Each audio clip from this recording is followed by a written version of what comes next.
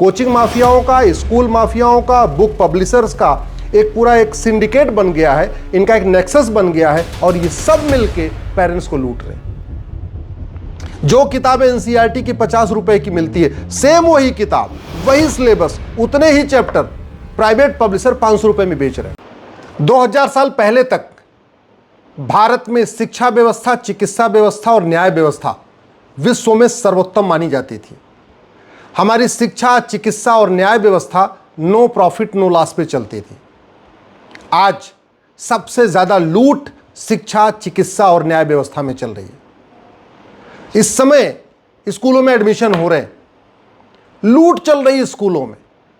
एकदम छोटे से छोटे स्कूल में, कस्बों के स्कूल में 4 से 5 हजार रुपए की किताब खरीदनी पड़ रही है, वो भी नर्सरी, केजी, यूकेजी और फर्स्ट के बच्चों के लिए।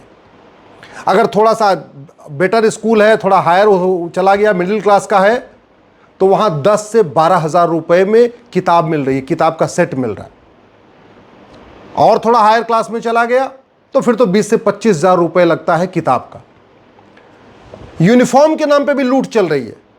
छोटे स्कूलों में 4 से 5 हजार रुपए में यूनिफॉर्म सेट आ रहा है, थोड़ा और ऊपर जाते हैं तो 10 से 15 हजार रुपए लग रहा है यूनिफॉर्म का सेट, और हायर में चले गए तो 20 से 25 हजार रुपए। तो चाहे लोअर क्लास हो, चाहे मिडिल क्लास हो, चाहे अपर क्लास हो, सब लोग इस लूट से परेशान है। किताबों में लूट, यूनिफॉर्म पे लूट, फीस में लूट, एडमिशन के नाम पे लूट। कायदे से अगर किसी स्कूल में एडमिशन हो गया तो जब तक उस स्कूल में बच्चा है वहां बार बार एडमिशन थोड़ी होता है। एडमिशन फी एक बार लगनी चाहिए, लेकिन स्कूल में हर साल एडमिशन फी लगती है। मतलब ये भी सरप्राइज की बात है। और ये सब कुछ शिक्षा विभाग को पता है, शिक्षा मंत्री को पता है, सरकार को पता है, शासन को पता है, कलेक्टर को पता है, सबको पता है। ये जो कोचिंग माफिया हैं, जो शिक्षा माफिया हैं, जो किताब माफिया है, ये जो स्कूल माफिया है, इन्होंने पूरे सिस्टम को हाईजैक कर लिया है और शासन प्रशासन देख के चुपचाप खड़ा है। आम जनता के पास कोई रास्ता नहीं है। जनता करे तो क्या करे। अगर थोड़ा सा कोई पेरेंट्स विरोध करता है तो उसको बेइज्जती करते, उसको दुत्कार के भगा देते। किताबों में निगोशिएट तक नहीं करते। 50 रुपए की किताब 500 रुपए में बेचते हैं और एमआरपी पे बेचते हैं। जो किताबें एनसीईआरटी की 50 रुपए की मिलती है, सेम वही किताब, वही सिलेबस, उतने ही चैप्टर प्राइवेट पब्लिशर 500 रुपए में बेच रहे हैं, 10 गुना ज्यादा रेट पे। और ये सब सरकार देख रही है। मध्य प्रदेश में एक अच्छी घटना हुई है, जबलपुर के डीएम ने इसका संज्ञान लिया है।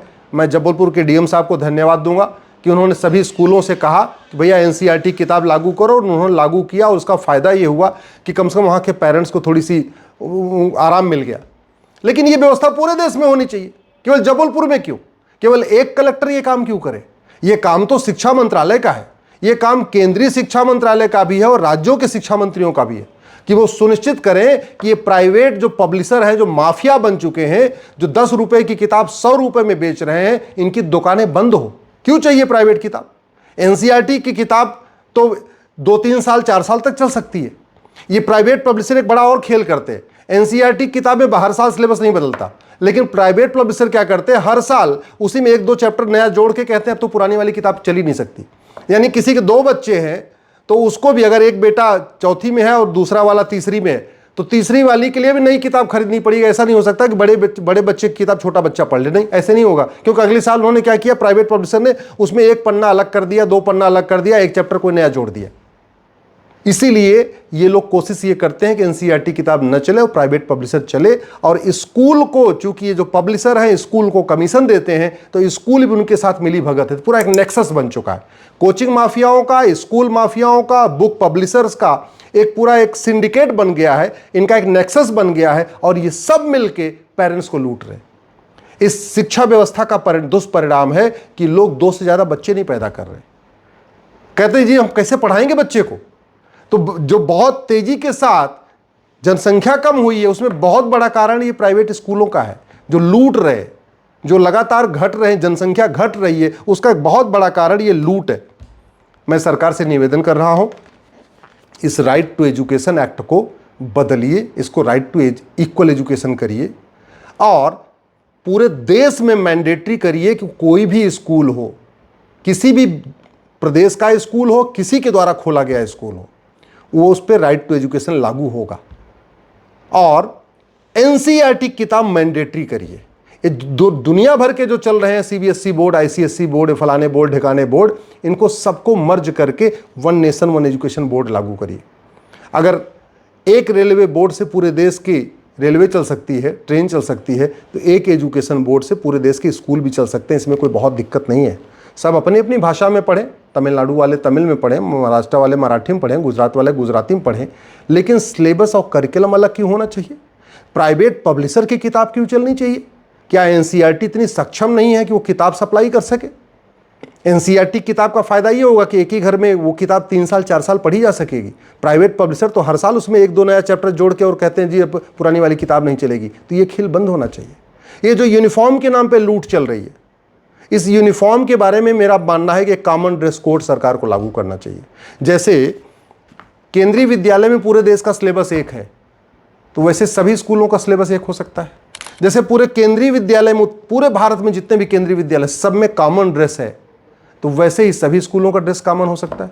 हम तो कहते हैं केवीएस वाला ड्रेस सब पे लागू कर दो, क्या फ़र्क पड़ता है? कम से कम ये लूट तो बंद हो जाएगी ना। नहीं तो अलग अलग यूनिफॉर्म बनाने वाले मनमानी लूट कर रहे हैं। 300 रुपये में जो पैंट तैयार हो जाता है उसको 3-3 हज़ार रुपये में पैंट बेच रहे हैं। तो कपड़े की लूट, यूनिफॉर्म के नाम पे लूट और एडमिशन के नाम पे लूट। अगर कोई स्कूल हर साल एडमिशन फ़ी मांग रहा है तो उसकी मान्यता रद्द होनी चाहिए। जब तक आप इस कानून में स्ट्रिंजेंट पिनल प्रोविज़न नहीं रखेंगे, क्योंकि कानून तो बन गया, माने तो ठीक, ना माने तो ठीक, इसलिए कुछ लोग मानते हैं, कुछ लोग नहीं मानते।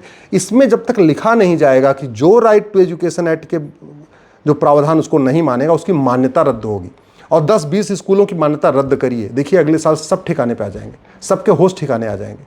ये जो लूट चल रही है किताब के नाम पे, यूनिफॉर्म के नाम पे, एडमिशन फ़ी के नाम पे और डेवलपमेंट फ़ी, हर साल डेवलपमेंट फ़ी, एक कमरा नहीं बढ़ता सरकार स्कूल में, सुविधाएं सारी वही, कमरे उतने ही, पंखा उतना ही, बिजली उतनी ही, पानी वैसा ही, लेकिन हर साल डेवलपमेंट के नाम पे 1000-2000 रुपये वसूल लेते हैं, हर साल एडमिशन फ़ी के नाम पे वसूल लेते हैं, और भी पता नहीं नए नए और क्या क्या हिडन उनके टर्म्स हैं, उसके नाम पे पैसा वसूलते रहते हैं। मेरा मानना है भारत में, चलो ठीक है एजुकेशन को हमने व्यापार बना दिया, लेकिन इतना भी व्यापार नहीं बनाना चाहिए जितना आज की डेट में हो गया। भारत में शिक्षा व्यवस्था निःशुल्क थी पहले, शिक्षा, चिकित्सा और न्याय व्यवस्था निःशुल्क थी। शिक्षक, चिकित्सक और जो हमारे सरपंच होते थे ये एक पैसा नहीं लेते थे। आज शिक्षक, चिकित्सक और हमारे जज मोटा पैसा वसूल रहे हैं। तो ये जो 3 व्यवस्था हमारी जो दुनिया की सर्वोत्तम थी, आज की डेट में वो गर्त में चली गई है। और इतना फीस होने के बाद भी पढ़ा क्या रहे हैं? कुछ नहीं पढ़ा रहे। परिवार व्यवस्था टूटती जा रही है, भारत के लोग भारत की संस्कृति भूलते जा रहे हैं, बच्चों के अंदर कोई संस्कार नहीं आ रहा है, माता पिता का सम्मान नहीं करते, आपस में परिवार के साथ मिलके नहीं रहते, जो पश्चिम का कल्चर बढ़ता जा रहा है।